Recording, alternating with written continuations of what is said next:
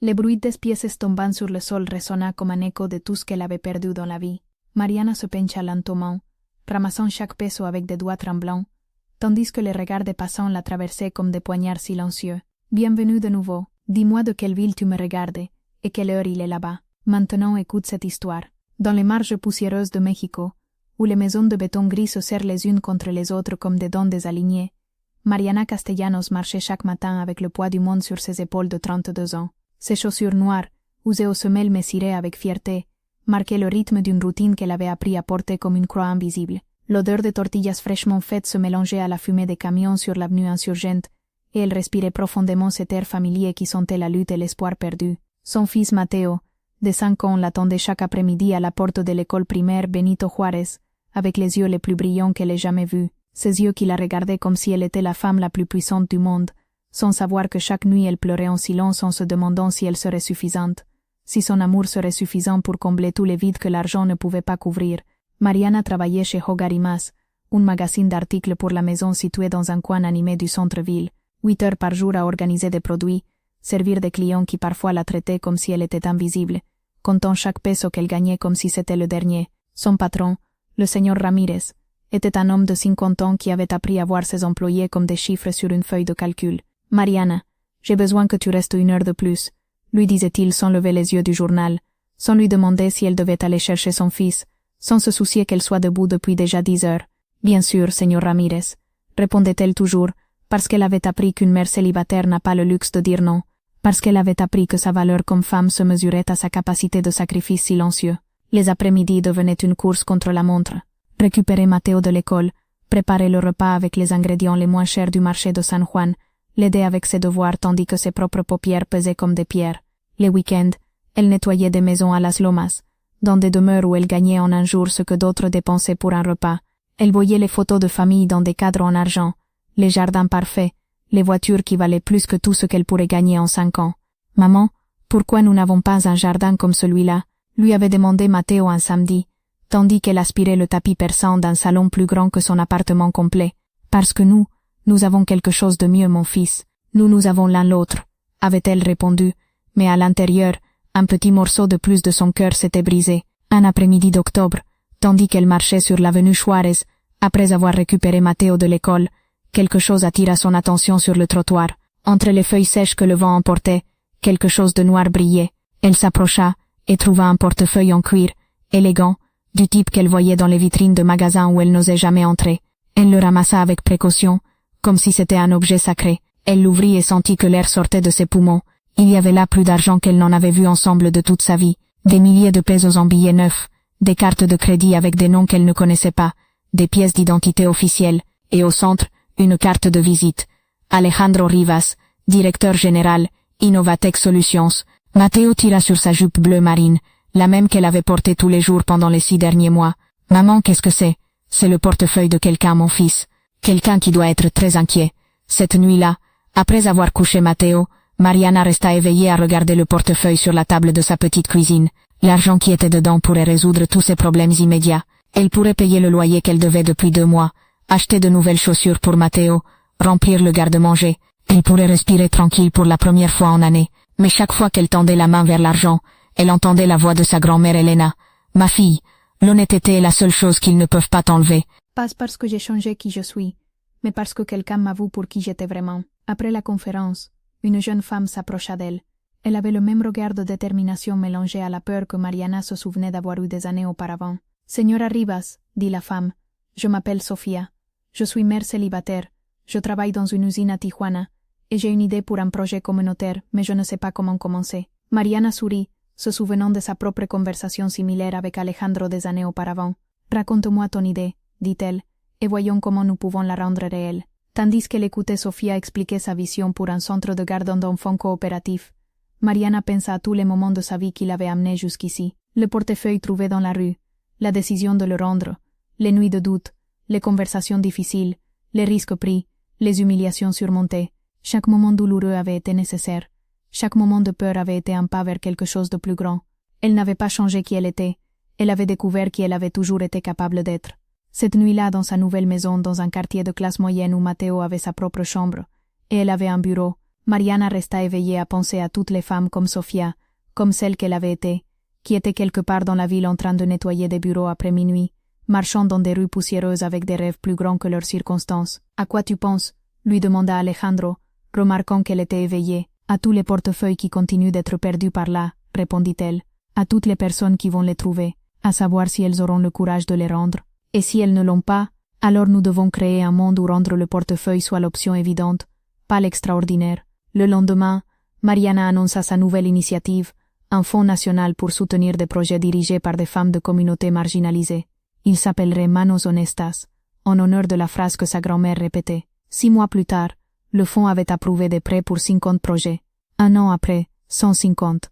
Les médias commencèrent à appeler Mariana la PDG qui a surgi de la rue, un titre qui la dérangeait par sa condescendance mais qu'elle décida d'adopter et de redéfinir. Oui, disait-elle dans les interviews, j'ai surgi de la rue, comme des millions de Mexicaines qui ont du talent, des idées, des rêves, mais pas d'opportunités. La différence n'est pas dans le talent, elle est dans qui décide de parier sur lui. Dans une interview particulièrement mémorable avec une journaliste qui insistait à poser des questions sur son ascension miraculeuse, Mariana perdit finalement patience. Miracle, répéta-t-elle. Travailler 18 heures par jour pendant 2 ans, c'est un miracle. Étudier le soir après avoir couché mon fils, c'est un miracle. Risquer la seule stabilité que j'avais pour une opportunité incertaine, c'est un miracle. Mais vous êtes passé d'employé de magasin à diriger une entreprise multimillionnaire. Je suis passé d'employé de magasin que personne ne voyait à directrice que les gens ne peuvent plus ignorer. Le talent a toujours été là. Ce qui a changé, c'est que quelqu'un a décidé de le voir. Clara, qui dirigeait maintenant le premier centre communautaire qui s'était ouvert dans leur quartier, lui dit plus tard, ça m'a plu de te voir en colère dans cette interview. Pendant des années tu as été trop poli avec des gens qui ne méritaient pas ta courtoisie. J'ai appris que la gentillesse est importante, mais le respect se gagne, et je me suis gagné le droit d'exiger le respect. 5 ans après le jour où elle avait trouvé le portefeuille, Mariana était assise dans son bureau révisant des propositions pour l'expansion internationale de ses programmes quand elle reçut un appel inattendu. Señora Rivas, c'est l'assistant du secrétaire au développement social. Le secrétaire aimerait vous rencontrer pour discuter de la possibilité d'implémenter vos modèles de développement communautaire comme politique nationale. Mariana raccrocha le téléphone et resta assise en silence pendant plusieurs minutes. Puis elle composa le numéro d'Alejandro. Devine qui vient d'appeler. Oprah? Mariana rit. Mieux. Le gouvernement fédéral veut adopter nos programmes comme modèle national. Il y eut un silence de l'autre côté de la ligne. Mariana, c'est extraordinaire. Tu te rends compte de ce que ça signifie? Ça signifie que ce qui a commencé avec un portefeuille perdu pourrait changer la vie de millions de familles. Ça signifie que ma femme a officiellement plus de succès que moi. Ça signifie que nous sommes une bonne équipe. Ce soir-là, pendant le dîner familial, Matteo, maintenant âgé de 13 ans, et avec le même sourire brillant mais une nouvelle confiance en lui, leva son verre d'eau comme si c'était du champagne. Un toast, annonça-t-il, pour ma maman qui est passée de trouver des portefeuilles à changer le pays. Et pour toi, répondit Mariana, qui m'a rappelé tous les jours pourquoi ça valait la peine de tout risquer. Et pour moi, plaisanta Alejandro. Pour toi, dit Mariana, prenant sa main, pour avoir vu ce que je ne pouvais pas voir en moi-même. Mais cette nuit-là, couchée dans le lit, Mariana pensa à toutes les versions d'elle-même qu'elle avait laissées derrière elle, l'employé de magasin qui comptait les pièces pour acheter du lait, la mère célibataire qui pleurait en silence après avoir couché son fils, la femme qui se sentait invisible en marchant dans les rues où elle avait vécu toute sa vie. Elle ne les avait pas laissées derrière elle, se rendit-elle compte. Elle les avait emmenées avec elle, les transformant en force, en perspective, en empathie. Chaque humiliation était devenue détermination. Chaque moment d'invisibilité était devenu vision pour voir d'autres invisibles. Chaque larme versée en silence était devenue voix pour ceux qui ne pouvaient pas encore parler. Le lendemain, elle accepta la réunion avec le secrétaire au développement social. 6 mois plus tard, le Mexique annonça l'initiative nationale de développement communautaire corporatif, basée sur les modèles que Mariana avait développés. À la cérémonie de lancement, debout au Palais national à côté du président de la République, Mariana vit dans la foule les visages des femmes qui avaient été ses compagnes de lutte. Doña Carmen, qui dirigeait maintenant un programme national de formation. Clara, dont le centre communautaire était devenu modèle pour 100 autres centres. Sofia, la femme qui s'était approchée d'elle après sa conférence et qui dirigeait maintenant l'expansion du programme dans le nord du pays. Il y a 8 ans, dit-elle dans son discours, j'ai trouvé un portefeuille dans la rue. Aujourd'hui, grâce à ce moment, des millions de Mexicains vont avoir des opportunités qui n'existaient pas avant. Mais la vérité, c'est que le portefeuille n'a jamais été perdu. Les opportunités n'ont jamais été perdues. Elles attendaient juste que quelqu'un les voie. Elle fit une pause, cherchant Matteo dans la foule, son fils maintenant âgé de 14 ans, la salua avec un sourire qu'il avait hérité d'elle mais qui brillait avec une confiance qu'elle avait dû apprendre. Ma grand-mère m'a enseigné que l'honnêteté est la seule chose qu'ils ne peuvent pas t'enlever. Aujourd'hui je veux ajouter quelque chose à cette sagesse. L'honnêteté n'est pas seulement rendre ce qui ne t'appartient pas, c'est aussi réclamer ce qui t'appartient. Ton talent, tes rêves, ta place dans le monde, tout ça c'est à toi, et personne n'a le droit de te convaincre du contraire. Les applaudissements résonnèrent dans tout le palais, mais ce qui émout le plus Mariana fut de voir dans l'audience des femmes qui ressemblaient à celles qu'elle avait été des années auparavant, mère célibataire, employée de service, commerçante du marché, toutes s'applaudissant non seulement pour ce qu'elle avait accompli, mais pour ce que son succès signifiait pour leurs propres possibilités. Après la cérémonie, une journaliste lui demanda « Señora Rivas, si vous pouviez parler à la Mariana d'il y a 8 ans, celle qui a trouvé le portefeuille, que lui diriez-vous » Mariana sourit, pensant à cette jeune femme qui avait marché jusqu'au bâtiment de verre avec des mains tremblantes et un portefeuille qui ne lui appartenait pas. Je lui dirais que rendre le portefeuille n'était que le premier pas, que le plus important n'était pas de démontrer son honnêteté aux autres, mais de découvrir sa propre valeur. Je lui dirais que tous les moments difficiles qui viendraient après vaudraient la peine, et je lui dirais que son fils serait fier de la femme qu'elle deviendrait. Elle fit une pause, regardant vers l'horizon de la ville qui avait été témoin de toute sa transformation, mais surtout, je lui dirais de se faire confiance, que le changement qu'elle cherchait pour sa vie était déjà à l'intérieur d'elle. Elle avait juste besoin du courage de le laisser sortir. 3 ans après l'implémentation de la politique nationale, Mariana reçut une invitation qu'elle n'avait jamais imaginée possible. L'Université nationale autonome du Mexique voulait lui décerner un doctorat honorifique en développement social. La cérémonie se déroulerait dans le même stade où des milliers d'étudiants obtenaient leur diplôme chaque année. Mais cette fois elle, une femme qui n'avait jamais mis les pieds dans une université comme étudiante, serait sur la scène comme docteur honoraire. C'est surréaliste, confia-t-elle à Alejandro tandis qu'elle essayait la toga académique. Il y a 10 ans, je nettoyais les bureaux de cadres qui avaient des diplômes encadrés sur les murs. Je n'ai jamais pensé qu'un jour j'en aurais un. Ce n'est pas juste un titre, Mariana. C'est la reconnaissance de ce que tu as accompli, de la différence que tu as faite dans des millions de vies. Parfois je me demande si la Mariana d'il y a 10 ans aurait pu imaginer ça. Cette Mariana avait la même intelligence, la même détermination, le même cœur que tu as maintenant. Il ne lui manquait que les opportunités.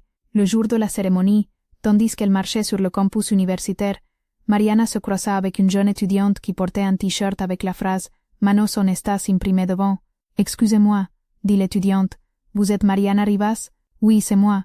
Ma maman a été bénéficiaire d'un de vos programmes à Guadalajara. Elle avait perdu son travail dans une usine et pensait qu'il n'y avait plus d'espoir pour elle à 45 ans. Maintenant, elle a sa propre entreprise de restauration et elle paye mes études de médecine. » Les yeux de la jeune fille se remplirent de larmes. « Je voulais vous dire que vous n'avez pas seulement changé la vie de ma maman, vous avez changé l'avenir de toute notre famille. » Mariana serra l'étudiante dans ses bras, sentant le poids et la responsabilité de ce que son travail signifiait pour des personnes réelles avec des noms et des visages et des rêves. Dans son discours d'acceptation du doctorat, Mariana parla de transformation, non seulement personnelle mais sociale. « Quand j'ai ramassé ce portefeuille il y a 8 ans, je ramassais plus que de l'argent et des documents. Je ramassais l'opportunité de démontrer que la valeur d'une personne ne se mesure pas par son compte en banque ou son code postal. Je ramassais la possibilité que le Mexique se rende compte qu'il a des millions de talents gaspillés seulement parce qu'ils sont nés au mauvais endroit. » Elle vit dans l'audience Mateo, maintenant âgé de 17 ans, qui avait décidé d'étudier l'ingénierie sociale parce qu'il voulait créer des systèmes qui rendent rendre le portefeuille automatique pas exceptionnel. « Mon fils m'a demandé récemment pourquoi nous continuons à parler de ce portefeuille après tant d'années. Je lui ai dit parce que ce portefeuille représente quelque chose de plus grand que l'objet physique. Il représente le moment où j'ai décidé que je méritais quelque chose de mieux. Pas seulement pour moi, mais pour toutes les femmes comme moi. » Après la cérémonie, il y eut une réception dans le jardin botanique de l'université. Mariana se retrouva entourée d'académiques, d'entrepreneurs, de fonctionnaires gouvernementaux, tous voulant parler avec elle de ses théories de développement communautaire, ses modèles d'intervention sociale, ses plans pour l'avenir. Mais ce qui l'émout le plus fut de voir Clara se mélanger dans cette foule, conversant avec confiance avec des professeurs universitaires sur les méthodologies de formation qu'elle avait développées dans son centre communautaire. Qui aurait pensé, lui chuchota Clara à l'oreille quand elles se croisèrent, que 2 filles du quartier finiraient par donner des leçons au docteur. « Nous avons toujours su que nous avions quelque chose à dire, » répondit Mariana. « Nous avions juste besoin que quelqu'un nous écoute. » 6 mois plus tard, Mariana reçut une invitation encore plus surprenante. Les Nations Unies voulaient la consulter pour développer un modèle global de développement communautaire corporatif basé sur l'expérience mexicaine. « Tu te rends compte de ce que ça signifie ?» lui demanda Alejandro tandis qu'ils lisaient ensemble la lettre officielle. « Ça signifie que peut-être nous pouvons éviter que des millions de femmes dans le monde passent par ce que j'ai vécu, que peut-être nous pouvons créer des systèmes où rendre le portefeuille ne soit pas extraordinaire mais normal. » La première réunion se déroulerait à New York, dans le bâtiment des Nations Unies. Mariana n'était jamais sortie du Mexique, n'avait jamais pris l'avion, n'avait jamais été dans un forum international. J'ai peur, admit-elle la nuit avant le voyage. Peur de quoi? De ne pas être à la hauteur, qu'ils se rendent compte que je ne sais pas assez sur la politique internationale, sur l'économie globale, sur tous ces sujets qu'ils étudient dans des universités chères. Alejandro prit ses mains. Mariana, ils vont découvrir la même chose que j'ai découvert il y a 8 ans, que tu as une sagesse qui ne peut pas s'apprendre dans aucune université, que tu comprends des choses sur la nature humaine et la justice sociale que ne connaissent qu'en théorie. Et si ce n'est pas suffisant, alors tu leur donnes l'opportunité d'apprendre quelque chose de nouveau.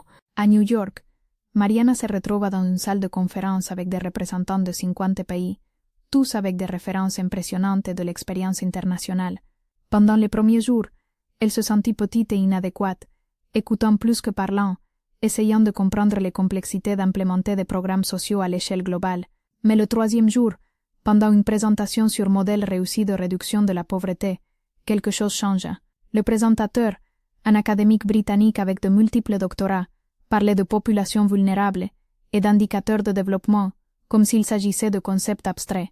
Mariana leva la main. « Excusez-moi, dit-elle, mais quand vous parlez de populations vulnérables, vous vous référez à des femmes comme moi, à des femmes qui travaillent 2 emplois pour entretenir leurs enfants, qui nettoient vos bureaux après que vous êtes partis, qui comptent les pièces pour acheter du lait. » Le silence dans la salle fut total. Parce que si c'est le cas, je crois que vous devez comprendre quelque chose de fondamental. Nous ne sommes pas vulnérables par nature.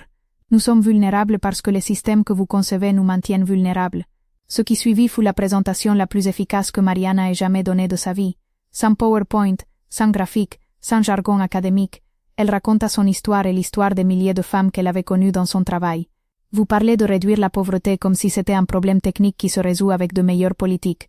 Mais la pauvreté n'est pas seulement le manque d'argent, c'est le manque d'opportunités, le manque de respect, le manque d'espoir. Et ces choses ne se résolvent pas avec des programmes conçus dans des bureaux élégants par des personnes qui n'ont jamais eu à choisir entre payer le loyer ou acheter des médicaments pour leurs enfants. À la fin de son intervention, toute la salle se leva pour applaudir. Le représentant du Rwanda s'approcha après. « Señora Rivas, dit-il, vous venez d'articuler en 10 minutes ce que nous essayons d'expliquer dans notre pays depuis des années. Seriez-vous disposé à venir à Kigali pour nous aider à concevoir des programmes qui marchent vraiment pour nos communautés ?» Pendant les 2 années suivantes, Mariana voyagea sur 4 continents, travaillant avec des gouvernements et des organisations pour adapter son modèle à différentes cultures et contextes. Elle vit des bidonvilles à Mumbai qui lui rappelaient sa propre enfance, rencontra des femmes entrepreneurs à Nairobi qui avaient la même détermination qu'elle avait vue chez les mères de son quartier, travailla avec des communautés indigènes au Guatemala qui faisaient face à des défis similaires à ceux qu'elle avait vécus. Mais dans chaque endroit la leçon était la même. Quand tu donnes aux personnes de vraies opportunités et tu les traites avec un respect authentique, elles sont capables de choses extraordinaires. Tu sais ce qui est le plus frappant de tout ce processus, raconta-t-elle à Alejandro pendant un de ses voyages de retour au Mexique, que le problème n'est pas le manque de talent ou le manque d'envie de travailler. Le problème c'est que les systèmes sont conçus pour que certains types de personnes échouent. Et ça change, lentement. Mais il y a de plus en plus de gens qui comprennent que ce n'est pas de la charité dont nous avons besoin, c'est de la justice. Au Mexique le modèle s'était étendu à tout le pays. Plus de 1000 centres communautaires opéraient, ils avaient créé directement plus de 50 000 emplois, et avaient bénéficié indirectement à plus d'un demi-million de familles. Les histoires de succès se multipliaient. Des femmes qui étaient passées de nettoyer des maisons à diriger des coopératives, des jeunes qui avaient évité de tomber dans les gangs parce qu'ils avaient des opportunités de formation, des familles complètes qui étaient sorties de l'extrême pauvreté. Mais pour Mariana, les statistiques ne furent jamais aussi importantes que les histoires individuelles, comme celle de Mercedes, une femme de 50 ans à Oaxaca, qui avait appris à utiliser les ordinateurs dans un des centres et dirigeait maintenant un programme d'alphabétisation numérique pour adultes âgés. Señora Mariana, lui avait dit Mercedes pendant une visite, je pensais que j'étais trop vieille pour apprendre de nouvelles choses. Ma fille me disait que les ordinateurs c'était pour les jeunes, mais vous avez démontré qu'il n'est jamais trop tard pour changer sa vie. Ou comme celle de Roberto, un jeune de 19 ans à Tijuana qui avait été sur le point de rejoindre un cartel avant que le centre communautaire de son quartier ne lui offre une formation en soudure.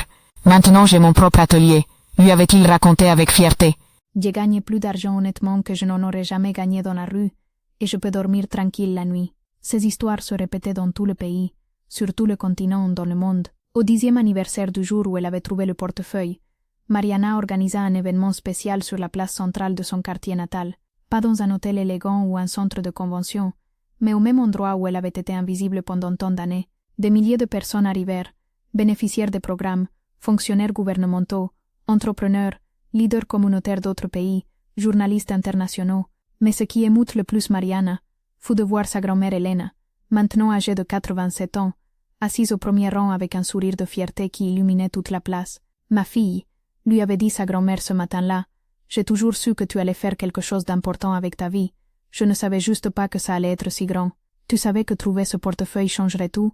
Je savais que tu ne pouvais pas faire autre chose que le rendre.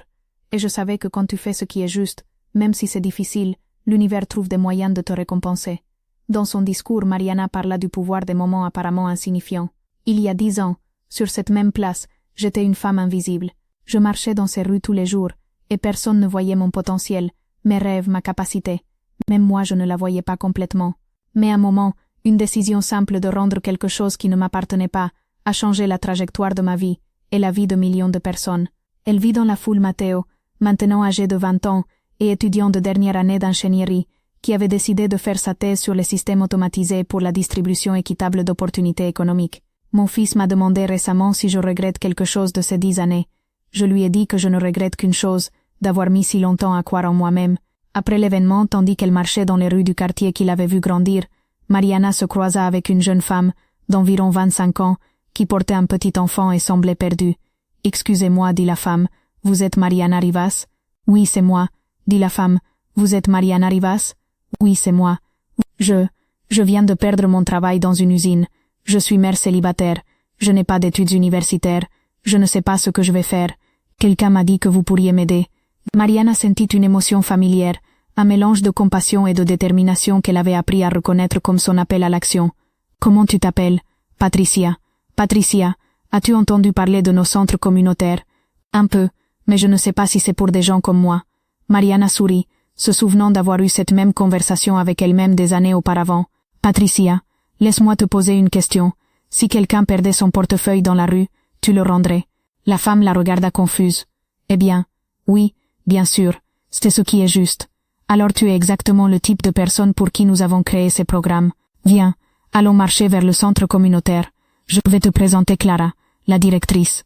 Elle va t'aider à découvrir tout ce que tu es capable de faire. » Tandis qu'elle marchait dans les rues familières, Patricia portant son fils et Mariana se souvenant de ses propres premiers pas incertains vers une vie différente, Mariana pensa au cycle qui se complétait, à tous les portefeuilles perdus qui continuaient à attendre d'être trouvés, à toutes les femmes comme Patricia qui étaient sur le point de découvrir leur propre valeur, à toutes les opportunités qui attendaient d'être créées. « Puis-je vous demander quelque chose? » dit Patricia tandis qu'elle marchait. « Bien sûr. Est-ce vrai que vous avez vraiment commencé tout ça seulement parce que vous avez rendu un portefeuille? » Mariana s'arrêta un moment, regardant vers la place où elle venait de parler devant des milliers de personnes, puis vers le centre communautaire vers lequel elle se dirigeait, finalement vers Patricia et son fils. « Non, » dit-elle finalement. « Tout ça a commencé parce que j'ai décidé de croire que je méritais quelque chose de mieux.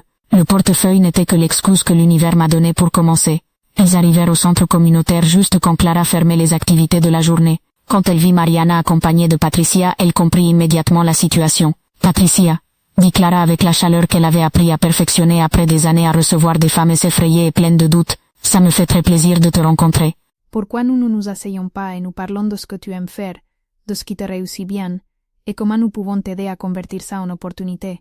Tandis que Patricia s'installait avec son fils dans l'aire de jeu et commençait à parler avec Clara, Mariana resta debout à l'entrée du centre, voyant la scène qui s'était répétée des milliers de fois pendant les dernières années.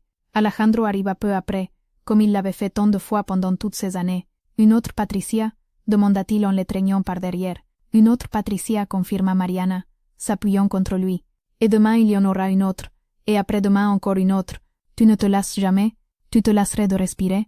Ils restèrent ainsi quelques minutes, regardant comment Clara expliquait à Patricia les différentes options de formation, comment l'enfant jouait heureux avec les jouets du centre, comment lentement la posture de Patricia se redressait au fur et à mesure qu'elle se rendait compte qu'il y avait des options, qu'il y avait de l'espoir. « Tu sais ce que j'aime le plus dans tout ça ?» dit Mariana à Alejandro. « Quoi? Que ce n'est plus moi toute seule qui rend des portefeuilles. Maintenant nous sommes des milliers de personnes créant un monde où il ne se perd pas tant de portefeuilles en premier lieu. » Cette nuit-là, quand ils arrivèrent à la maison, ils trouvèrent Matteo travaillant sur son ordinateur sur la table de la salle à manger, entouré de livres et de papers sur la théorie des systèmes. « Comment va la thèse ?» lui demanda Mariana. « Bien, je crois. Je conçois un algorithme qui pourrait prédire quelles communautés ont la plus grande probabilité de bénéficier de programmes comme le tien, basés sur des indicateurs socio-économiques et des modèles de migration interne. » Mariana s'assit à côté de son fils, regardant les équations complexes sur l'écran. « Tu sais ce que j'aime le plus dans ce que tu fais? Quoi? Que tu essaies de rendre le portefeuille automatique. Que tu crées des systèmes où ce qui est juste soit aussi évident. Matteo sourit. J'ai appris de la meilleure. Non, mon fils. Tu améliores ce que j'ai commencé. Tu l'amènes au niveau suivant. Plus tard cette nuit-là, tandis qu'Alejandro dormait et que la maison était silencieuse, Mariana s'assit dans son bureau et ouvrit son laptop. Elle avait un rituel qu'elle maintenait depuis les 5 dernières années. Chaque nuit, elle écrivait une lettre qu'elle n'envoyait jamais à la femme qu'elle avait été 10 ans auparavant. « Chère Mariana d'il y a 10 ans, écrivit-elle, demain tu vas trouver un portefeuille dans la rue. Tu vas douter, tu vas avoir peur, tu vas penser à tout l'argent qu'il y a dedans et à tout ce que tu pourrais résoudre avec. Mais tu vas faire ce qui est juste de toute façon, parce que c'est qui tu es. Ce que tu ne sais pas, c'est que ce portefeuille n'est pas la fin de quelque chose, mais le commencement. Le commencement de découvrir que ta valeur n'a rien à voir avec ton compte en banque ou ton adresse. Le commencement de comprendre que ton histoire compte, que ta perspective est précieuse, que ta voix mérite d'être entendue. Tu vas avoir peur beaucoup de fois dans les prochaines années. Tu vas douter de toi-même, tu vas sentir que tu n'es pas suffisante, que tu ne sais pas assez, que tu ne mérites pas les opportunités qui vont s'ouvrir. Mais chaque fois que tu sentiras ça, souviens-toi pourquoi tu as rendu le portefeuille. Parce que tu savais, au plus profond de ton être, que faire ce qui était juste était plus important que faire ce qui était facile.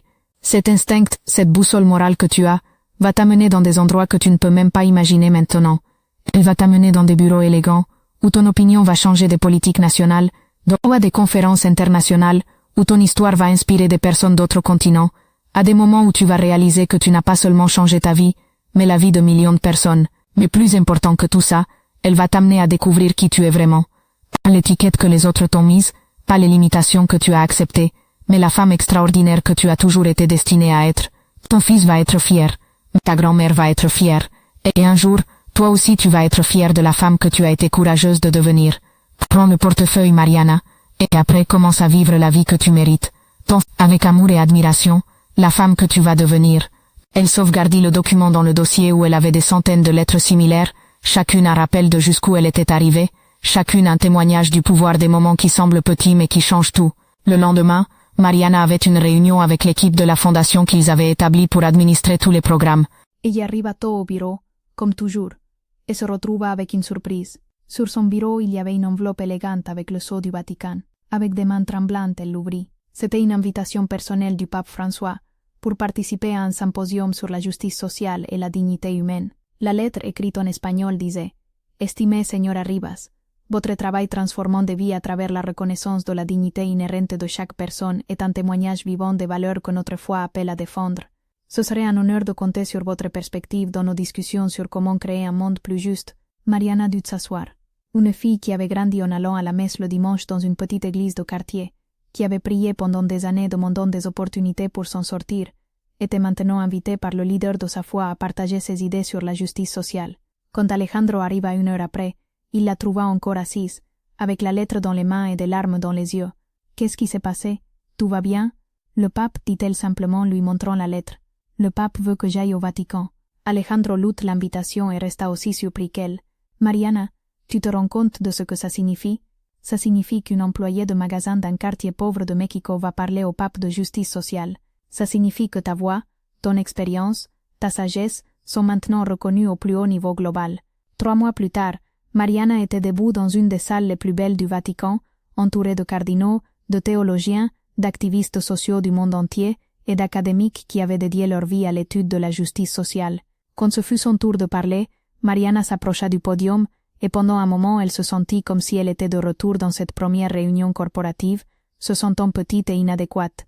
Mais alors elle vit, dans l'audience, Patricia, la femme qu'elle avait rencontrée après l'événement du 10e anniversaire, avait tant progressé dans le programme qu'elle dirigeait maintenant sa propre coopérative de couture et avait été invitée à représenter les bénéficiaires des programmes. Patricia lui sourit et lui fit un petit geste d'encouragement, le même geste que Clara lui avait fait à Mariana tant d'années auparavant quand elle avait besoin de courage. « Votre sainteté » commença Mariana, s'adressant directement au pape François. « Il y a 15 ans, j'étais invisible. Je nettoyais les bureaux de personnes importantes après minuit. J'élevais mon fils seul, je comptais les pièces pour acheter du lait. Dans le monde d'alors, ma voix n'avait pas d'importance, mes idées n'avaient pas de valeur, mon potentiel était ignoré. » Elle s'arrêta, regardant autour de la salle pleine de personnes puissantes et influentes. Mais l'invisibilité n'est pas un problème des personnes invisibles. C'est un problème des personnes qui choisissent de ne pas voir. Et quand nous décidons de voir vraiment, Quand nous reconnaissons la dignité et le potentiel en chaque être humain, nous ne faisons pas la charité, nous faisons justice.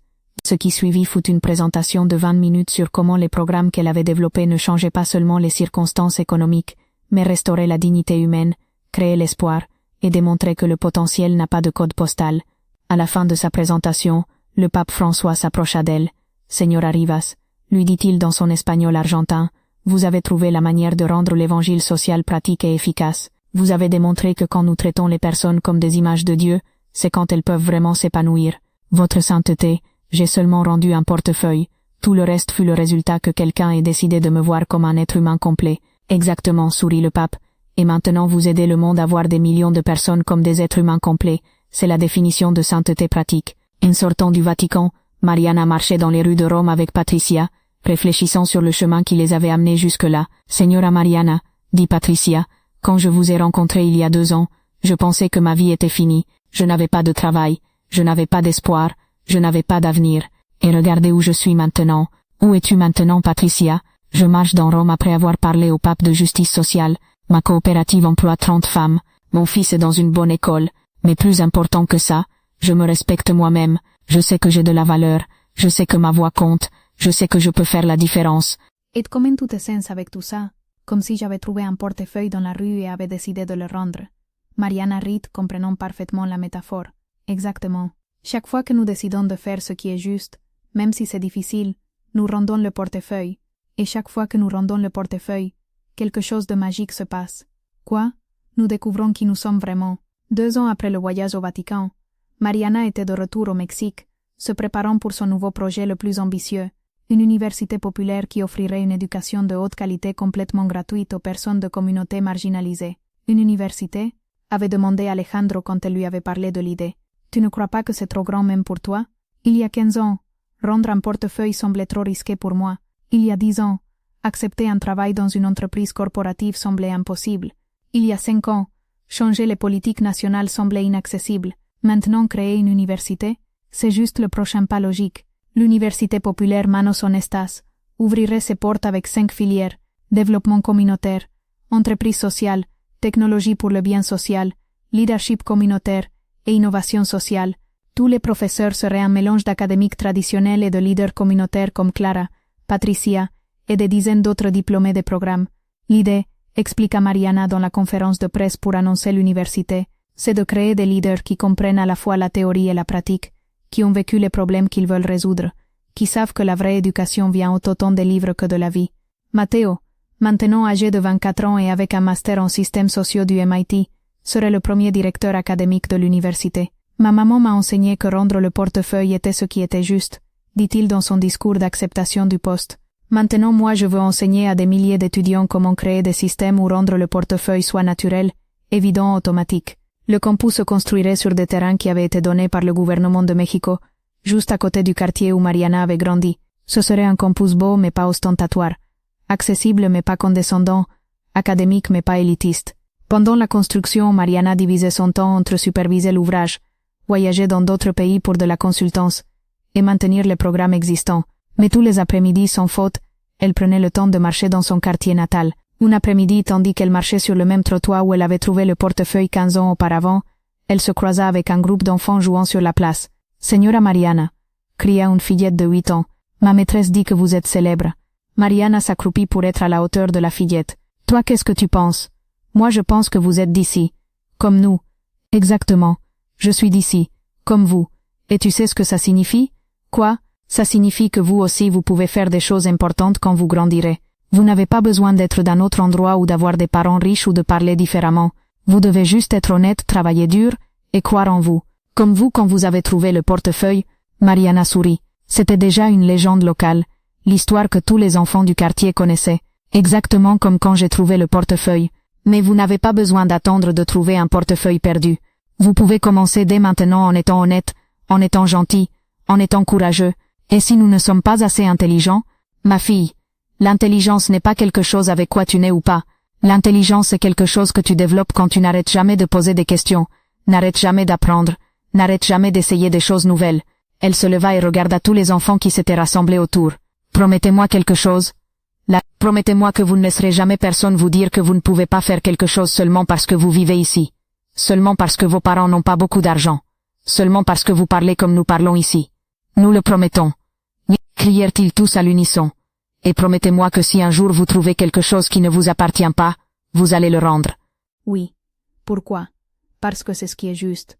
Cette nuit-là, Mariana raconta la conversation à Alejandro tandis qu'il dînait sur la terrasse de leur maison, regardant vers le quartier où se construisait l'université. Tu sais ce qui est le plus incroyable dans tout ça? Lui dit-elle. Quoi? Que je ne suis plus l'exception. Je ne suis plus la seule femme de ce quartier qui a réussi à s'en sortir. Maintenant nous sommes des centaines. Clara, Patricia, Mercedes, toutes les femmes qui dirigent des centres communautaires, toutes celles qui ont développé leurs propres affaires, toutes celles qui étudient dans des universités traditionnelles avec des bourses que nous avons obtenues pour elles, et bientôt elles vont être des milliers de plus avec l'université. Exactement. Nous n'allons plus avoir besoin d'histoire d'espoir parce que l'espoir va être normal. L'université ouvrit ses portes 2 ans plus tard avec 500 étudiants dans sa première promotion. La cérémonie d'inauguration eut lieu sur la place centrale du quartier, le même endroit où Mariana avait fait ses premiers discours publics. Parmi les étudiants, il y avait des fils d'employés domestiques, des jeunes qui avaient travaillé depuis enfants pour aider leur famille, des mères célibataires qui avaient décidé de reprendre leurs études, des personnes qui avaient été invisibles toute leur vie et qui avaient maintenant l'opportunité de développer leur plein potentiel. Dans son discours inaugurateur comme rectrice de l'université, Mariana parla du but de l'éducation. Cette université n'est pas ici pour vous sortir de vos communautés, dit-elle, regardant les visages pleins d'espoir des étudiants. Elle est ici pour vous préparer à retourner dans vos communautés avec des outils pour les transformer. Nous ne voulons pas que vous oubliez d'où vous venez. Nous voulons que vous vous souveniez d'où vous venez et que vous utilisiez ça comme votre super pouvoir. Elle vit dans l'audience sa grand-mère Elena, maintenant âgée de 92 ans, assise dans un fauteuil roulant mais avec les yeux brillants de fierté. Ma grand-mère m'a enseigné que l'honnêteté est la seule chose qu'ils ne peuvent pas t'enlever. Aujourd'hui je veux ajouter quelque chose à cette sagesse. L'éducation non plus, ils ne peuvent pas te l'enlever. Et quand tu combines honnêteté avec éducation, quand tu combines des valeurs solides avec la connaissance, quand tu combines l'amour pour ta communauté avec des outils pour la transformer, c'est là que se produit la vraie magie. Parmi les étudiants de la première promotion, il y avait la fille de Patricia, une jeune fille de 17 ans, qui avait décidé d'étudier le leadership communautaire. Pourquoi tu veux étudier le leadership communautaire? Lui avait demandé Mariana pendant l'entretien d'admission.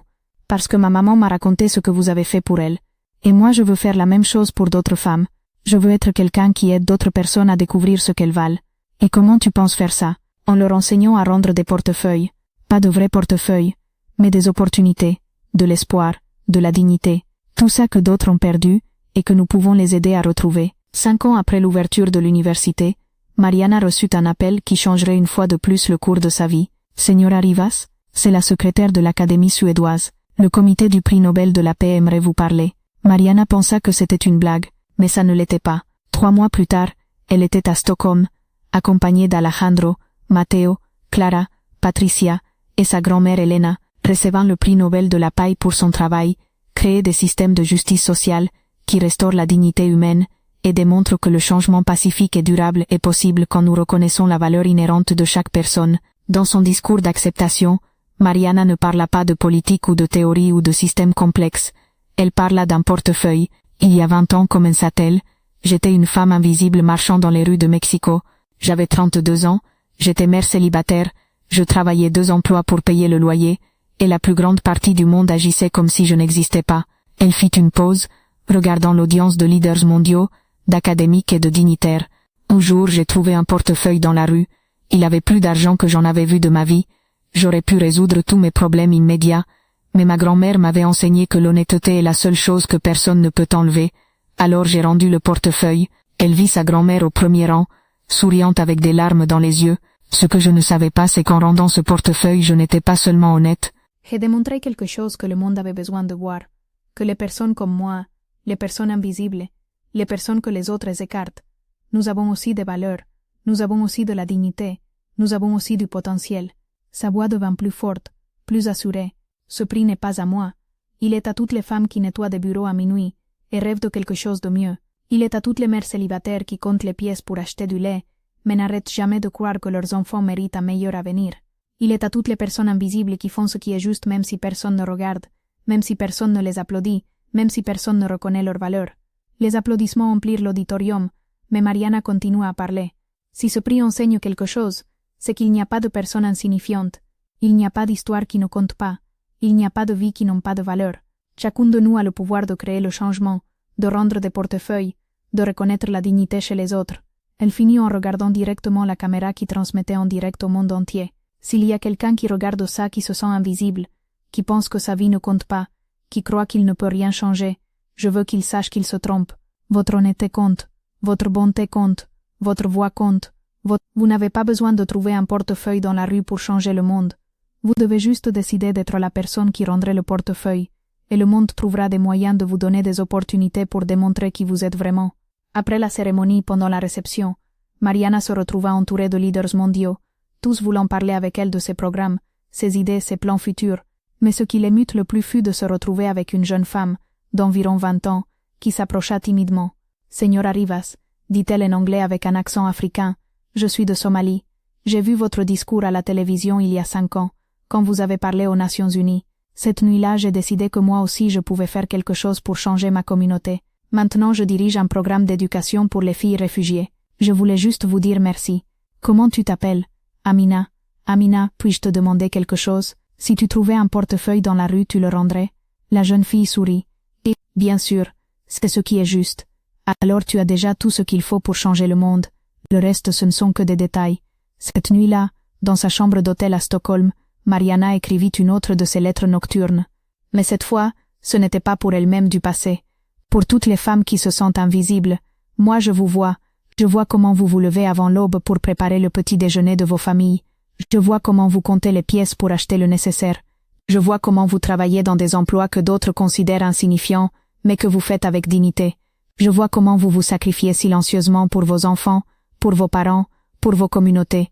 Je vois votre force quand vous portez des responsabilités qui briseraient d'autres. Je vois votre sagesse quand vous trouvez des solutions créatives à des problèmes que d'autres ne peuvent même pas imaginer. Je vois votre amour quand vous continuez à donner même si vous n'avez plus rien à donner. Je vous vois, et je veux que vous sachiez que vous valez plus que ce que le monde vous a dit, que vos voix comptent plus que ce que vous avez cru, que votre potentiel est plus grand que ce que vous avez imaginé. Vous n'avez pas besoin de trouver un portefeuille perdu pour changer vos vies. Vous devez juste croire que vous méritez quelque chose de mieux, et être disposé à travailler pour l'obtenir. Vous devez juste décider que vous allez rendre tous les portefeuilles de la vie, que vous allez être honnête même si c'est difficile, que vous allez aider les autres même si personne ne vous le demande, que vous allez faire ce qui est juste même si personne ne regarde. Quand vous ferez ça, quand vous vivrez avec cette intégrité, l'univers trouvera des moyens de vous donner des opportunités. Peut-être pas immédiatement, peut-être pas de la manière que vous attendez, mais les opportunités vont arriver. Et quand elles arriveront, acceptez-les. Ne laissez pas la peur vous paralyser. Ne laissez pas le doute vous arrêter. Ne laissez pas les autres vous dire que vous n'êtes pas suffisante. Vous êtes suffisante. Vous avez toujours été suffisante. Vous aviez juste besoin que quelqu'un vous le dise. Je vous vois, je vous valorise, et je crois en vous. Tu peux être pauvre, tu peux être seule, mais si tu es honnête, tu pourras toujours te regarder dans le miroir. Le lendemain, elle prit 2 bus et un métro pour arriver au bâtiment de verre et d'acier qui s'élevait dans le cœur d'affaires de la ville. Elle n'avait jamais été dans un endroit pareil. Les portes tournantes, les sols de marbre, les hommes et femmes vêtus de costumes qui coûtaient plus que son salaire de 6 mois. Elle se sentit petite, invisible, déplacée. Le gardien de sécurité la regarda de haut en bas quand elle s'approcha. « En quoi puis-je vous aider, mademoiselle? Je viens rendre ceci, dit-elle, montrant le portefeuille. Il appartient au señor Alejandro Rivas. Le gardien fronça les sourcils, comme s'il ne pouvait pas croire que quelqu'un comme elle ait quelque chose qui appartienne au directeur général. Il passa quelques coups de téléphone, parla à voix basse avec d'autres employés, et finalement l'escorta jusqu'au 32e étage. Alejandro Rivas descendit personnellement la recevoir à la réception. C'était un homme grand, de 40 ans, aux cheveux sombres peignés vers l'arrière, et aux yeux qui transmettaient une autorité gagnée à force de travail. Il portait un costume gris qui lui allait parfaitement. Et quand il sourit, Mariana remarqua que c'était un sourire authentique, pas le sourire répété qu'elle avait appris à reconnaître après des années à servir les autres. « Vous devez être la personne qui a trouvé mon portefeuille, dit-il, tendant la main. Alejandro Rivas, enchanté. Mariana Castellanos, répondit-elle, sentant que sa propre main tremblait légèrement. Elle ne savait pas si c'était à cause des nerfs ou de la différence de monde qui se touchait dans cette poignée de main. Vous ne savez pas à quel point je vous suis reconnaissant. Hier j'ai perdu le portefeuille dans le centre, et j'ai pensé que je ne le reverrai jamais. Comment puis-je vous dédommager? Mariana secoua la tête. Ce n'est pas nécessaire, monsieur. J'ai seulement fait ce que toute personne décente ferait. Mais Alejandro insista. Il sortit quelques billets du portefeuille fraîchement récupéré. S'il vous plaît, laissez-moi au moins couvrir vos frais de transport et votre temps. Vraiment ce n'est pas nécessaire, répéta Mariana, mais il avait déjà mis l'argent dans sa main. Tandis qu'elle retournait dans son quartier en métro, Mariana ne pouvait pas s'empêcher de penser à cette rencontre. Il y avait quelque chose dans les yeux d'Alejandro Rivas, qui ne collait pas avec l'image qu'elle avait des hommes puissants. Elle avait vu de la gratitude authentique, pas de la condescendance. Elle avait vu de la surprise, comme si lui non plus ne s'attendait pas à cette honnêteté. 2 semaines plus tard, tandis qu'elle organisait l'inventaire chez Hogarimas, le señor Ramirez s'approcha avec une expression qui n'augurait rien de bon. « Mariana, j'ai besoin de vous parler. » Ils s'assirent dans le petit bureau arrière, entre des boîtes de produits et des factures jaunies. L'air sentait le plastique neuf et la résignation accumulée. L'entreprise traverse des difficultés, commença-t-il, sans la regarder dans les yeux. Ils vont tout restructurer. Il se peut que nous devions fermer cette succursale. Les mots tombèrent sur elle comme des blocs de béton. Quand? Nous ne savons pas exactement. Cela pourrait être des semaines, cela pourrait être des mois. Je voulais juste que vous soyez préparés. Cette nuit-là, après avoir couché Matteo, Mariana s'assit sur le petit balcon de son appartement et pleura en silence. Elle voyait les lumières de la ville s'étendre jusqu'à l'horizon. Des millions de vies qui continuaient tandis que la sienne s'effondrait lentement. Comment allait-elle expliquer à son fils qu'il devrait peut-être déménager? Comment allait-elle trouver un autre travail sans référence solide, sans études universitaires, étant mère célibataire dans un pays où c'était encore un stigmate? Les jours suivants furent un brouillard d'angoisse et de recherche. Elle laissait des CV dans des magasins, des bureaux, des restaurants. Toujours la même réponse. Nous vous préviendrons si quelque chose se présente. Ou pire, des regards qui la jugeaient avant qu'elle ouvre la bouche. Des questions sur son état civil qui n'avaient rien à voir avec sa capacité de travail. Un après-midi, tandis qu'elle revenait d'un autre entretien raté, elle vit une silhouette familière debout devant l'école de Matteo, Alejandro Rivas, mais habillé de manière plus décontractée en jeans et chemise bleu clair. Il semblait complètement déplacé parmi les mères du quartier, mais il y avait quelque chose dans sa posture qui suggérait que cela ne le dérangeait pas. « Señora Castellanos » la salua-t-il quand il la vit s'approcher. « Excusez-moi de vous chercher ici. J'ai demandé à votre travail et on m'a dit que je pourrais vous trouver à cette heure. » Mariana sentit son estomac se nouer. Avec tout mon amour et mon respect, Mariana. Elle ferma l'ordinateur portable et resta à regarder par la fenêtre vers les rues de Stockholm, pensant à toutes les femmes autour du monde qui en ce moment affrontaient les mêmes défis qu'elle avait affrontés 20 ans auparavant. Le lendemain de retour au Mexique, Mariana annonça son nouveau projet, une fondation globale qui amènerait le modèle des centres communautaires dans 50 pays pendant les 10 prochaines années. « Tu ne crois pas que tu en as déjà fait assez ?» lui demanda Alejandro tandis qu'il révisait les documents de constitution de la nouvelle fondation. « Tu arrêterais de respirer parce que tu as déjà assez respiré. Point taken. Tant qu'il y aura des femmes comptant des pièces pour acheter du lait, tant qu'il y aura du talent gaspillé par les circonstances de naissance, tant qu'il y aura des portefeuilles perdus attendant d'être rendus, je n'en aurai pas fait assez. » La fondation Carteras de Vueltas commença ses opérations 6 mois plus tard avec des bureaux dans 10 pays. Chaque bureau serait dirigé par une femme locale qui avait surgi de circonstances similaires à celles de Mariana, qui comprenait de l'intérieur les défis qu'affrontaient les femmes de sa communauté. En Inde, Priya, une ex-domestique qui avait maintenant un master en travail social. Au Nigeria, Aduni, qui était passée de vendre des légumes dans la rue à diriger une coopérative de femmes commerçantes. Au Pérou, Carmen, une ex-minière qui dirigeait maintenant des programmes de développement rural. L'idée, expliqua Mariana au lancement global de la fondation, c'est que chaque femme qui a rendu son portefeuille aide d'autres femmes à trouver et rendre les leurs. 5 ans après le prix Nobel, Mariana avait 60 ans et avait décidé de commencer à réduire graduellement sa participation dans les opérations quotidiennes de ces organisations. Matteo dirigeait maintenant l'université populaire, Clara coordonnait tous les centres communautaires au Mexique, Patricia dirigeait l'expansion latino-américaine de la fondation. Comment ça fait d'être grand-mère organisationnelle de toutes ces initiatives? Lui demanda un journaliste dans une interview pour le 25e anniversaire d'avoir trouvé le portefeuille. Ça fait comme avoir planté un arbre qui donne maintenant des fruits par lui-même, répondit Mariana. Je n'ai plus besoin d'arroser les branches parce que les racines sont assez fortes. Votre plus grande satisfaction après toutes ces années? Mariana pensa un moment, regardant par la fenêtre vers le campus de son université, où des centaines d'étudiants marchaient entre les cours, que je ne suis plus l'exception. Que les filles qui grandissent dans des quartiers comme le mien ne pensent plus qu'elles doivent choisir entre être honnêtes ou avoir du succès, qu'elles savent qu'elles peuvent être les deux. Et vos plans pour l'avenir? Écrire un livre. Pas sur la politique sociale ou le développement communautaire, sur l'importance de rendre des portefeuilles, sur comment les actes apparemment petits peuvent changer le monde. Vous avez déjà un titre? Le portefeuille qui a tout changé. Une histoire sur le pouvoir de faire ce qui est juste. Le livre fut publié 2 ans plus tard et devint un best-seller international. Non pas parce qu'il était inspirant ou plein d'espoir, mais parce qu'il était honnête sur les difficultés du changement social et réaliste, sur ce qu'il faut pour créer une transformation durable. Mais plus important que les ventes furent les lettres que Mariana commença à recevoir de lecteurs du monde entier. Une femme au Bangladesh écrivit: Après avoir lu votre livre, j'ai décidé de rendre de l'argent en trop qu'on m'avait payé par erreur dans mon travail. Mon patron fut si impressionné par mon honnêteté qu'il m'a promu superviseur. Maintenant je dirige une équipe de 20 personnes. Un homme au Brésil écrivit: Votre histoire m'a inspiré à laisser mon travail dans une entreprise qui nuisait à l'environnement. Maintenant je travaille pour une ONG qui protège la forêt amazonienne. Je gagne moins d'argent mais je dors mieux la nuit. Une étudiante universitaire aux Philippines écrivit: J'ai grandi comme vous, pauvre et invisible. Votre livre m'a enseigné que je n'ai pas besoin d'attendre que quelqu'un me voie pour commencer à agir comme quelqu'un de valable. Maintenant je dirige le programme de tutorat pour les étudiants de première génération dans mon université. Chaque lettre confirmait ce que Mariana avait cru depuis le début, que tous ont des portefeuilles à rendre, que tous peuvent choisir de faire ce qui est juste, que tous ont le pouvoir de créer le changement. Pour son 70e anniversaire, Mariana organisa une célébration spéciale. Pas dans un hôtel élégant ou une salle d'événement, mais sur la place centrale de son quartier natal, la même place où elle avait donné ses premiers discours publics 20 ans auparavant. Des milliers de personnes arrivèrent du monde entier, des directrices de centres communautaires, des diplômés de l'université, des bénéficiaires de programmes, des leaders mondiaux, des académiques et des journalistes.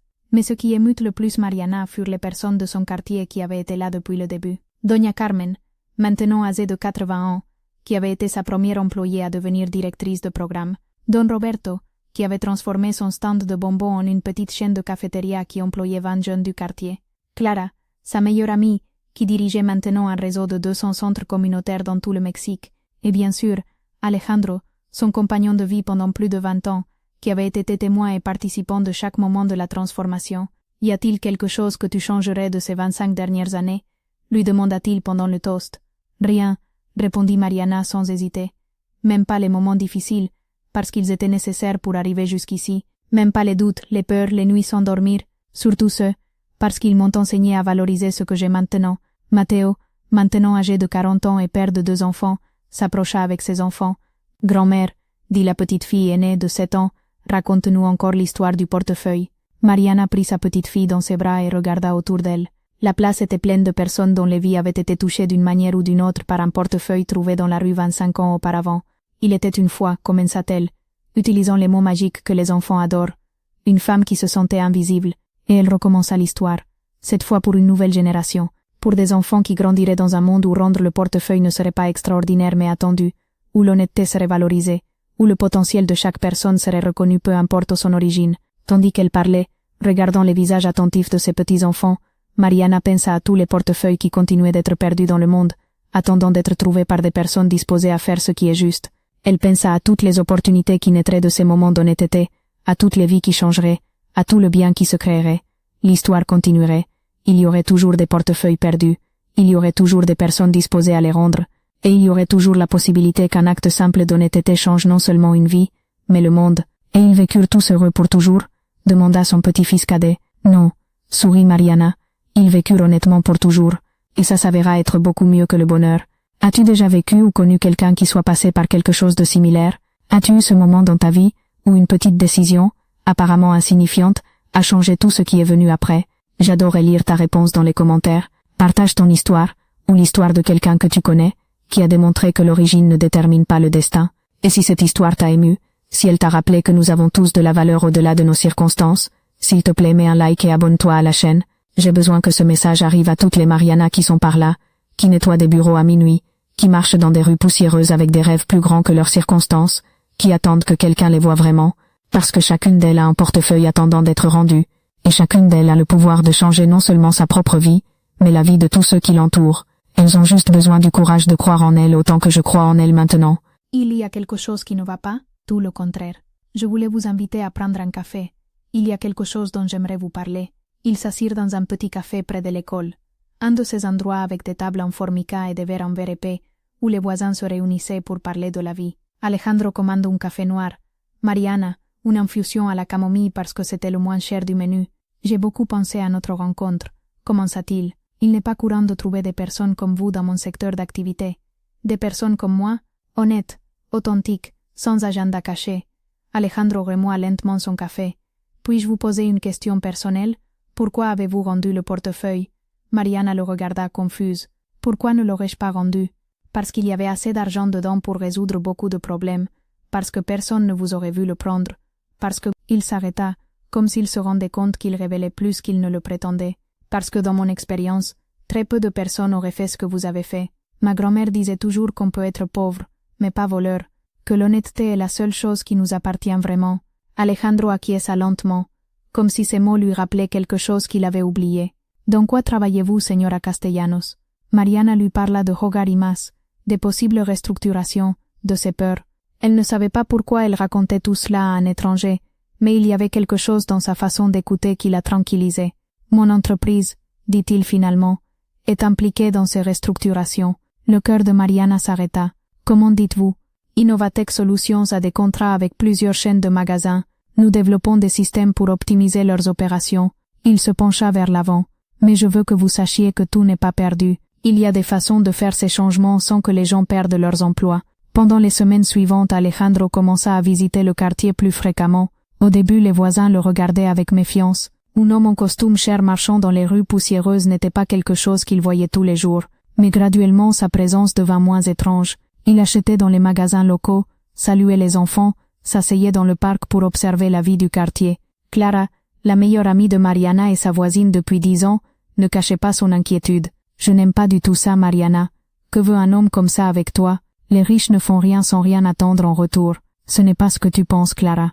Nous parlons seulement de travail, de solutions possibles pour ce qui concerne le magasin. Ah, Mariana, tu es très naïve. Ce type d'homme voit les femmes comme nous comme un divertissement. Tu crois qu'il va laisser son monde de luxe pour rester par ici? Mais Mariana avait commencé à ressentir quelque chose qu'elle avait oublié qui existait. Le respect. Alejandro l'écoutait quand elle parlait, lui demandait son opinion sur des choses qui allaient au-delà du travail. Il lui avait raconté son propre passé, comment il avait grandi dans un quartier pas très différent du sien avant que l'éducation et l'ambition ne l'amènent vers un autre monde. Savez-vous ce qui me manque le plus? Lui avait-il dit un après-midi tandis qu'il marchait dans le marché de San Juan. Le sentiment de communauté. Dans mon immeuble je peux vivre 5 ans sans connaître le nom de mon voisin. Ici tout le monde se connaît, prend soin les uns des autres. Il se mêle aussi de la vie de tout le monde, avait plaisanté Mariana, mais elle avait remarqué la mélancolie dans sa voix. Un matin Mariana arriva chez Hogar y Más, pour trouver le señor Ramirez avec une expression qu'elle n'avait jamais vue auparavant. Il semblait nerveux, même effrayé. Mariana, viens ici, j'ai besoin de te demander quelque chose. Il l'emmena au bureau et ferma la porte. Tu connais quelqu'un d'Innovatech Solutions? L'estomac de Mariana se noua. Pourquoi? Parce que hier j'ai reçu un appel de leur bureau. Ils ont demandé spécifiquement après toi. Ils voulaient savoir sur tes performances au travail, ta fiabilité, ta situation personnelle. Mariana sentit que le monde vacillait sous ses pieds. Qu'est-ce que tu leur as dit? La vérité, que tu es une de mes meilleures employées, ponctuelle, honnête, responsable. Mais Mariana, il se pencha vers l'avant. Pourquoi une entreprise comme ça se renseigne sur toi? Cet après-midi-là, Mariana attendit Alejandro dans le café où ils s'étaient vus la première fois. Quand il arriva, elle avait déjà les mots préparés. Pourquoi ne m'as-tu pas dit que ton entreprise était celle qui ferme les magasins où je travaille? Alejandro s'assit lentement. Parce que ce n'est pas si simple que ça en a l'air. Pour moi, si c'est simple. Soit tu es honnête, soit tu ne l'es pas. Depuis quand savais-tu que mon travail était en danger à cause de ton entreprise? Depuis le premier jour. Mais écoute-moi. Il leva la main quand elle fit mine de se lever. La vérité, c'est que quand je t'ai rencontré, quand j'ai vu ce que tu avais fait en rendant le portefeuille, quelque chose a changé en moi. J'ai commencé à questionner beaucoup de décisions que j'avais prises sans penser aux personnes qui les vivaient. Et je suis censé te remercier pour ça, pour te rendre compte que nous sommes des personnes réelles. Les mots sortirent avec une amertume qui surprit Mariana. Cela faisait des années qu'elle n'avait pas ressenti tant de colère, tant de douleur concentrée en quelques phrases. Tu as raison d'être en colère, dit Alejandro, mais donne-moi une chance de t'expliquer ce que j'essaie de faire. Pendant l'heure suivante, Alejandro lui parla des pressions au sein de son entreprise, des investisseurs qui ne voyaient que des chiffres sur des feuilles de calcul, de sa lutte pour trouver des alternatives qui soient rentables mais humaines. Il lui parla d'un projet qu'il avait développé en secret, convertir les magasins qui fermeraient en centres communautaires, qui offriraient des services technologiques, une formation professionnelle et des espaces pour les entrepreneurs locaux. J'ai besoin de quelqu'un qui connaisse ces communautés de l'intérieur, conclut-il. Quelqu'un en qui les gens ont confiance, qui comprend leurs besoins réels. Tu m'offres du travail? Je t'offre l'opportunité de faire partie de quelque chose qui pourrait changer la façon dont les entreprises se rapportent aux communautés. Mariana resta silencieuse pendant plusieurs minutes, traitant tout ce qu'elle avait entendu. Une partie d'elle voulait le croire, mais une autre partie, celle qui avait appris à se méfier des belles promesses, résistait. Et si ton conseil d'administration décide que c'est trop coûteux? Et si les investisseurs n'approuvent pas le projet? Qu'est-ce qui arrive à tous ces gens qui vont croire à cette promesse? Alors nous lutterons jusqu'au bout. Mais j'ai besoin de ton aide pour démontrer que ça peut marcher. Cette nuit-là, Mariana ne put pas dormir. Elle resta dans la cuisine, buvant du thé et regardant la photo scolaire la plus récente de Matteo collée sur le réfrigérateur. Son fils souriait avec le sourire qu'il avait hérité d'elle. Ce sourire qu'elle avait perdu peu à peu avec chaque déception, chaque humiliation silencieuse. Avait-elle le droit de risquer sa stabilité, si précaire soit-elle, pour une promesse qui pourrait ne pas se réaliser? Mais quelle stabilité? Son travail actuel disparaîtrait de toute façon. Au moins ainsi elle aurait l'opportunité de se battre pour quelque chose de mieux. Le lendemain matin, elle appela Alejandro. J'accepte, mais avec des conditions. Dis-moi. Première, je veux un contrat qui protège tous les employés actuels pendant la transition. Deuxième, je veux une transparence totale sur le budget et les délais. Troisième, si ça ne marche pas, ton entreprise sera responsable d'aider chaque personne déplacée à trouver un travail équivalent. Il y eut un silence de l'autre côté de la ligne. Puis, un rire doux. Tu négocies plus durement que mes avocats d'entreprise. J'ai appris que si on ne se défend pas soi-même, personne d'autre ne le fera. Les mois suivants furent des montagnes russes d'espoir et de déception. Mariana se retrouva à naviguer dans un monde complètement nouveau. Réunions avec des cadres qui parlaient dans un langage de chiffres et de projections, présentations avec des graphiques qui semblaient des hiéroglyphes, négociations où chaque mot avait le poids de dizaines d'emplois. Alejandro la soutenait, mais elle pouvait voir la tension sur ses propres épaules. Ses associés n'étaient pas convaincus du projet. Certains le voyaient comme une dépense inutile, d'autres comme une distraction des objectifs principaux de l'entreprise. « Il t'utilise », lui disait Clara à chaque fois qu'elle la voyait arriver tard des réunions. « Il joue avec ton espoir pour laver la conscience de son entreprise. »« C'est possible », répondait Mariana. « Mais quelle est l'alternative? Rester les bras croisés tandis que tout s'effondre ?» Un après-midi, tandis qu'elle révisait les plans du futur centre communautaire dans le bureau temporaire qu'on lui avait assigné, Mariana entendit des voix élevées qui venaient du bureau d'Alejandro. La porte était entr'ouverte, et elle ne put éviter d'écouter. Ce projet sentimental que tu nous coûte des ressources dont nous avons besoin pour des opérations plus rentables, disait une voix qu'elle reconnut comme celle du directeur financier. Ce n'est pas un projet sentimental, Ricardo. C'est un investissement à long terme en capital social et réputation corporative. Capital social. Tu vas vraiment risquer l'entreprise pour une femme que tu as trouvée dans la rue? Mariana sentit que le sang se glaçait dans ses veines. Fais attention à comment tu parles d'elle, répondit Alejandro avec une froideur qu'elle n'avait jamais entendue dans sa voix. Alejandro, sois réaliste. Cette femme n'a pas d'éducation universitaire, n'a pas d'expérience en gestion corporative, n'a pas les connexions nécessaires pour faire que ça marche. Tu la mets dans une position où elle est destinée à échouer. Ou peut-être que je la mets dans une position où elle peut démontrer que le talent et le dévouement comptent plus que les titres et les connexions. Mariana s'éloigna de la porte, sentant qu'elle avait entendu quelque chose qu'elle n'aurait pas dû entendre. Mais les mots continuèrent à résonner dans sa tête pendant des jours. Était-elle destinée à échouer?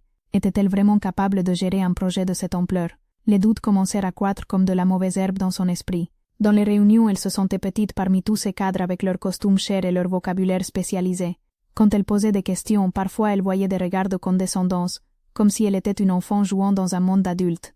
Une nuit après une réunion particulièrement difficile où plusieurs investisseurs avaient questionné agressivement tous les aspects du projet, Mariana arriva à la maison complètement défaite. Matteo l'attendait avec un dessin qu'il avait fait à l'école. Une famille heureuse devant une maison avec jardin. « Ça te plaît, maman? C'est notre nouvelle maison quand nous aurons plus d'argent. » Mariana serra son fils dans ses bras et pleura silencieusement dans ses cheveux. Que faisait-elle? Risquait-elle l'avenir de son fils pour un rêve qui était peut-être trop grand pour elle? Le lendemain, elle prit une décision. Elle demanda une réunion avec Alejandro. « Je crois que tu devrais chercher quelqu'un de plus qualifié pour diriger ce projet, » lui dit-elle sans préambule. Alejandro la regarda complètement surpris. « De quoi tu parles? J'ai entendu ce qu'ils ont dit dans ton bureau l'autre jour. Et ils ont raison. Je n'ai pas l'éducation, l'expérience, les connexions. Je suis préparé à échouer et nous emmener tous avec moi. » Alejandro resta silencieux pendant un long moment. Puis il se leva de son bureau et s'approcha de la fenêtre qui donnait vers le centre de la ville. « Savez-vous ce que je faisais le jour où j'ai perdu mon portefeuille ?» dit-il finalement. Mariana secoua la tête. « Je venais d'une réunion où nous avions décidé de fermer 15 magasins et de licencier 200 personnes, tout pour optimiser les coûts. Je ne connaissais même pas les noms de ces magasins, encore moins des personnes qui y travaillaient. » Il se tourna vers elle. Ce portefeuille contenait les documents finaux de cette décision. Des documents que tu aurais pu voir quand tu l'as ouvert. Mais je ne les ai pas vus. J'ai seulement vu l'identification et l'argent. Exactement. Tu n'as pas fouillé, tu n'as pas jugé, tu n'as pas profité. Tu as simplement fait ce qui était juste. Il s'approcha et s'assit face à elle. Sais-tu combien de personnes avec des masters et des doctorats ont travaillé dans cette entreprise et ont pris des décisions qui ont nui à des milliers de familles? Combien de cadres qualifiés ont mis les profits au-dessus de tout le reste? Mariana n'était toujours pas convaincue. Mais ça ne veut pas dire que je suis la personne indiquée. Tu crois que j'étais la personne indiquée quand j'ai commencé? Mariana, j'ai grandi à Neza. Mon père vendait des épis de maïs dans la rue et ma mère nettoyait des bureaux. La différence entre toi et moi n'est pas le talent ou la capacité. C'est que j'ai eu des opportunités que tu n'as pas eues. Jusqu'à maintenant. Pendant les semaines suivantes, Alejandro changea de stratégie. Au lieu d'emmener Mariana aux réunions corporatives où elle se sentait déplacée, il commença à amener les cadres dans le quartier. Il les obligea à marcher dans les rues poussiéreuses, à parler avec les commerçants, à voir les petits visages des enfants qui jouaient dans le parc. Mariana les guidait dans son monde avec une confiance qui la surprenait elle-même. Ici elle connaissait chaque histoire, chaque besoin, chaque rêve reporté. Ella leur montre à Doña Carmen, qui avait travaillé dans le magasin pendant 20 ans, et élevait 3 petits-enfants. Don Roberto, qui avait perdu son travail à l'usine, et vendait maintenant des bonbons au coin de la rue. Les jeunes mères qui avaient besoin d'une crèche pour pouvoir travailler. Vous voyez, leur disait-elle en montrant le mouvement constant de la communauté. Ici, il n'y a pas de manque de talent ou d'envie de travailler. Il manque seulement l'opportunité. Lentement, certains des cadres commencèrent à changer d'opinion. Pas tous, mais suffisamment pour que le projet ne soit pas annulé immédiatement. Ricardo Dominguez, le directeur financier qui avait été le plus sceptique, s'approcha de Mariana après une de ses visites. « Je dois admettre que je ne comprenais pas ce qu'Alejandro voyait en vous », lui dit-il avec une franchise qui la surprit. « Mais après avoir marché par ici, après avoir écouté les histoires que vous m'avez racontées, je crois que je commence à comprendre. Vous ne voyez pas des chiffres sur une feuille. Vous voyez des personnes réelles. Les chiffres comptent aussi, répondit Mariana. Mais derrière chaque chiffre, il y a une famille qui a besoin de manger, de payer le loyer, d'envoyer ses enfants à l'école. Si vous oubliez ça, les chiffres ne signifient rien. Le projet commença à prendre une forme réelle. Il fut décidé que 5 magasins seraient convertis en centres communautaires pilotes, y compris celui de Hogar y Más. Chaque centre aurait des espaces pour la formation en technologie, des bureaux pour les entrepreneurs locaux, des crèches pour les mères qui travaillent, et une zone commerciale où se vendraient des produits fabriqués par la communauté. Mariana fut officiellement nommée coordinatrice générale du projet de développement communautaire. Son premier jour officiel dans les nouveaux bureaux, elle resta debout devant le miroir des toilettes, regardant son reflet.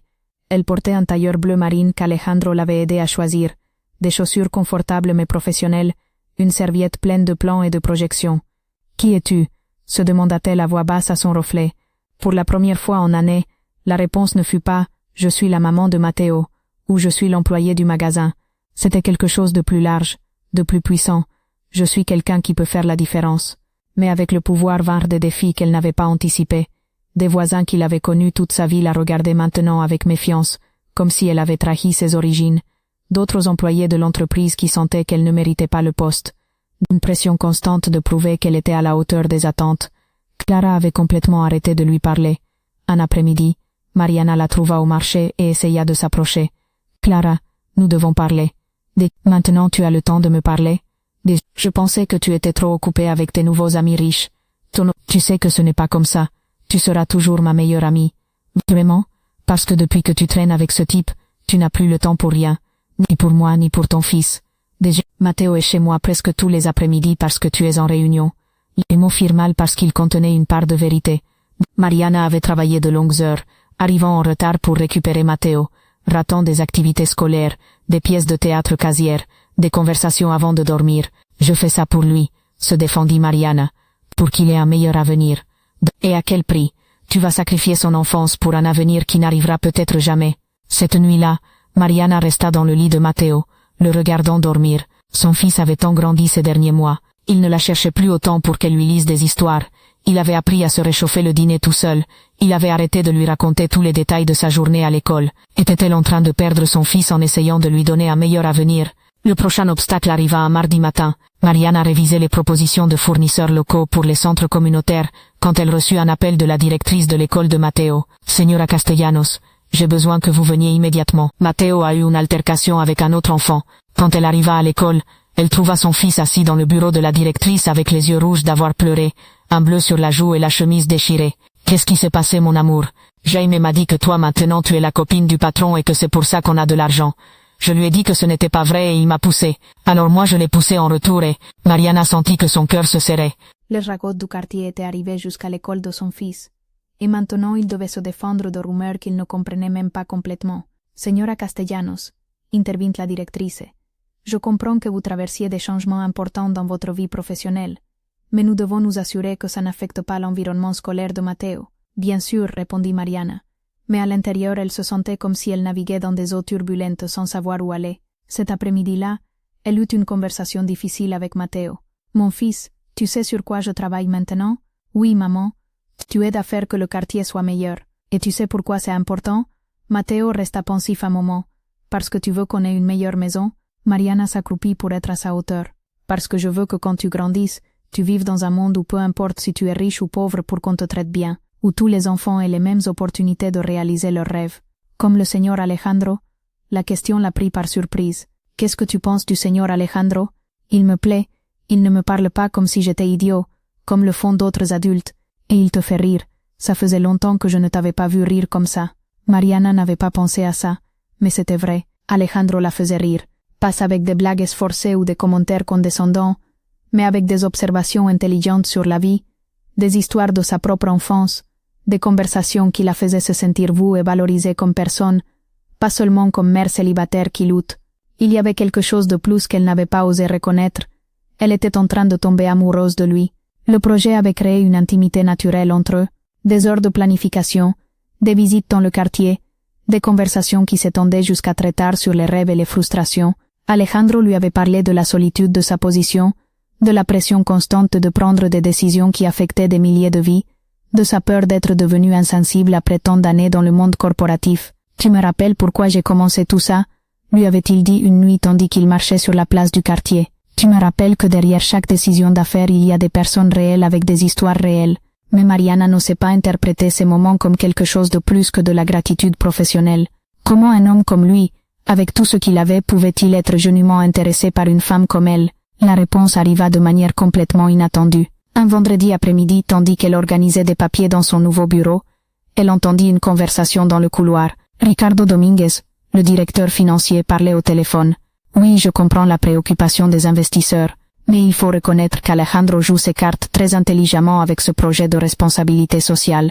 Bien sûr que la femme lui importe, mais il est trop intelligent pour tout risquer pour une romance. C'est du pur marketing corporatif, une histoire émotionnelle de PDG, qui aide une mère célibataire pauvre. Les médias vont dévorer ça. Non, je ne crois pas que ce soit quelque chose de sérieux avec elle. Tu as vu où elle habite? Comment elle s'habille? Alejandro joue sur le long terme. Quand ce projet sera établi et générera la publicité dont nous avons besoin, elle retournera à sa place et lui continuera sa vie. Mariana sentit que le monde s'évanouissait sous ses pieds.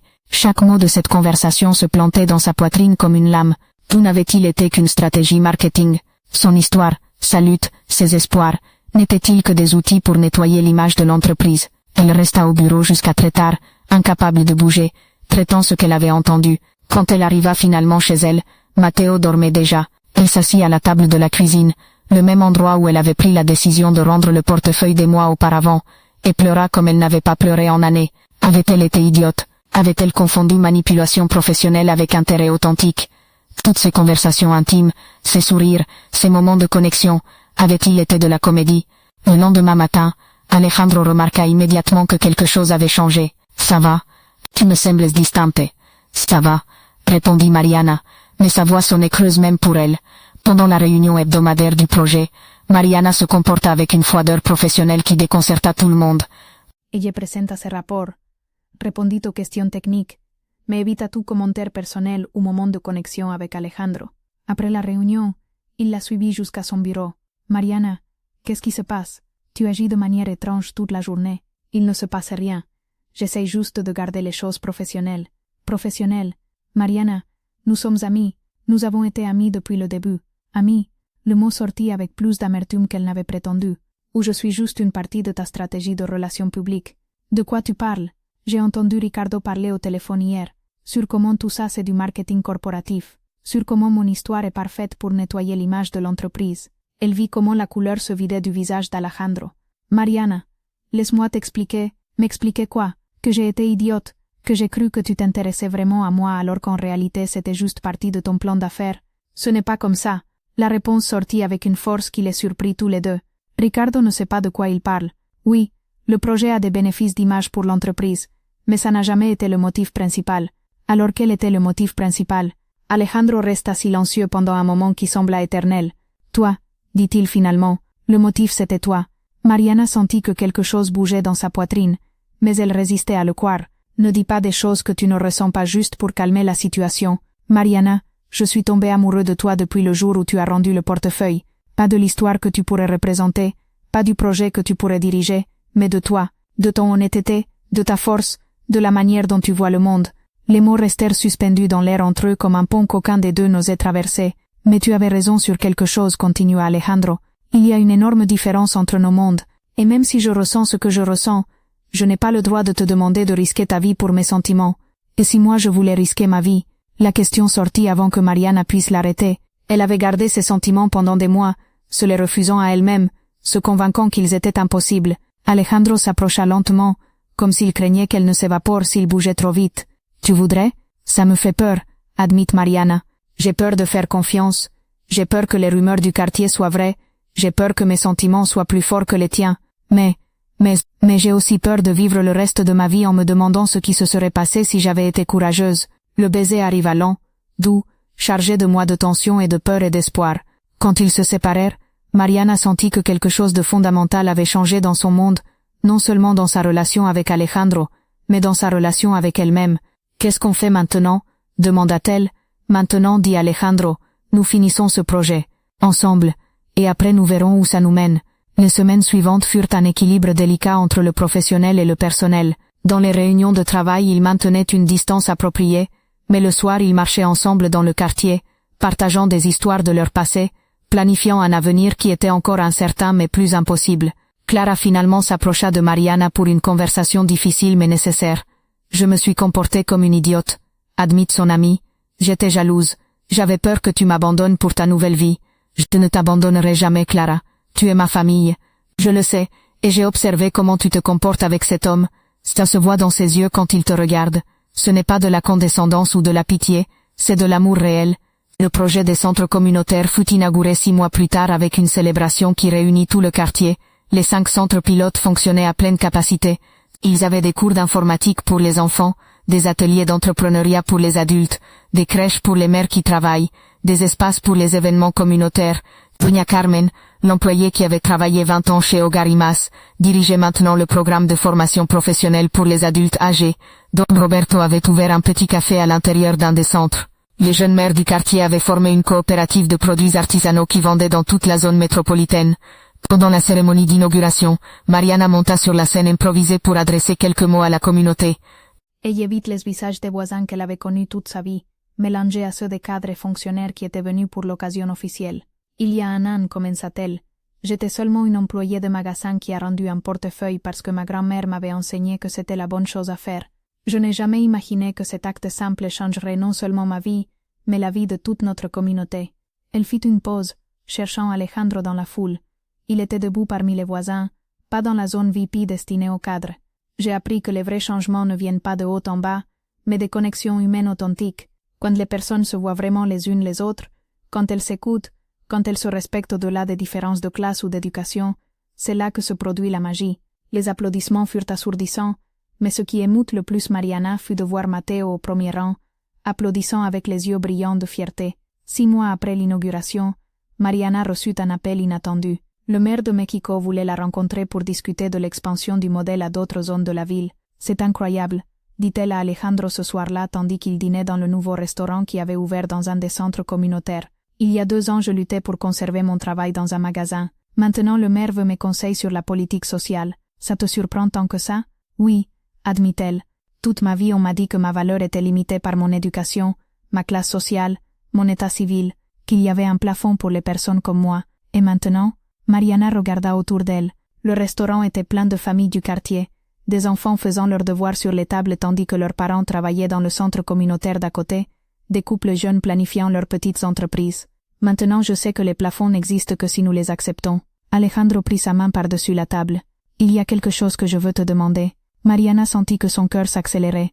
Ils avaient parlé d'avenir en termes généraux, mais toujours avec la prudence de ceux qui ont appris que la vie peut changer de manière inattendue. L'entreprise veut étendre le projet au niveau national.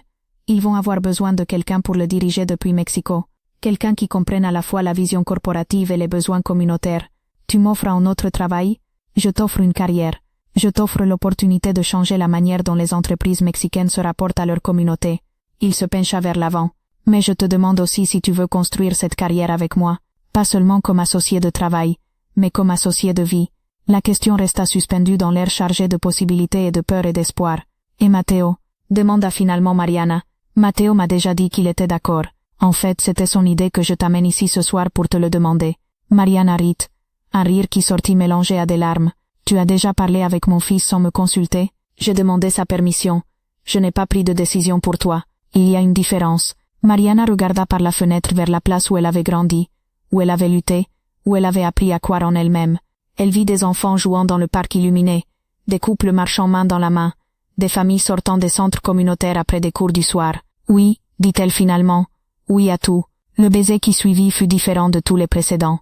Ce n'était pas seulement de la passion ou du soulagement ou de la gratitude, c'était une promesse.